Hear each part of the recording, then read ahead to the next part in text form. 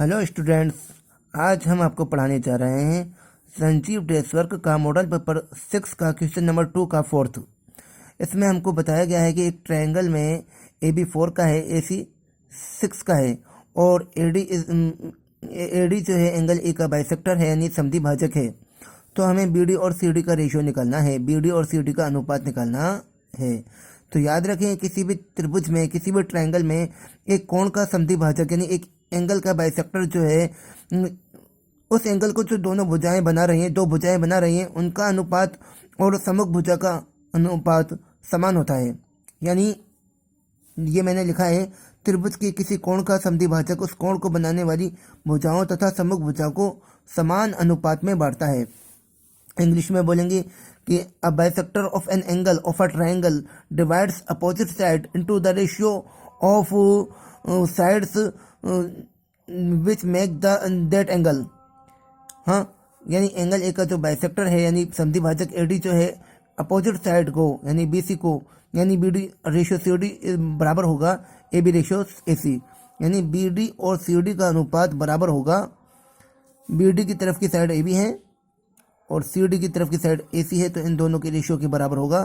तो it's mean 4:6 या 2 to the 4, 2 3 6 या 2:3 यानी 4/6, 2 दूना 4, 2 तिया 6, 2/3 या 2:3। Okay, it's clear.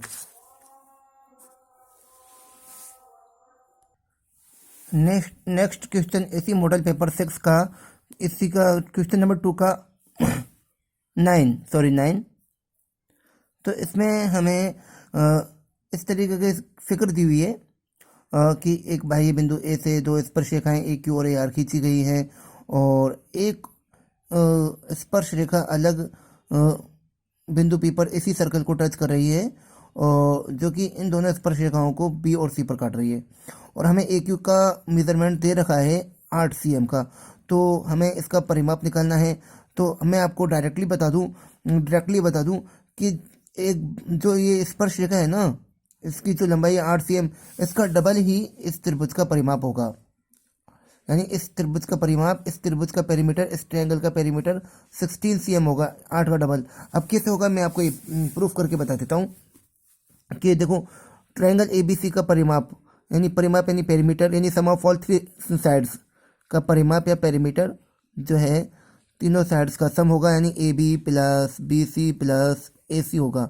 Now AB को हम लिख सकते हैं AQ माइनस BQ, और देखो AB को हम लिख सकते हैं AQ minus BQ। If we subtract BQ from AQ then we will find AB। यानी हम जब AQ में से BQ को घटाएंगे तो AB प्राप्त होगा। देखो, AQ माइनस BQ करेंगे तो AB आएगा। Okay, it's clear.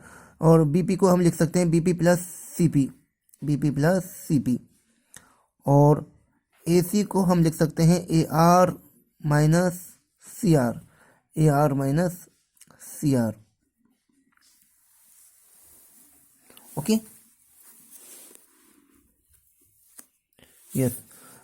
Then AQ is AQ और BQ, देखो, वी नो देट बाह्य बिंदु से खींची गई स्पर्श रेखाएं लंबाई में समान होती हैं। We know that tangents are equal drawn from exterior point. Then BQ बराबर होगा BP, तो BQ के प्लेस पर हम BP लिखेंगे एंड BP इज BP का BP और CP इज CP।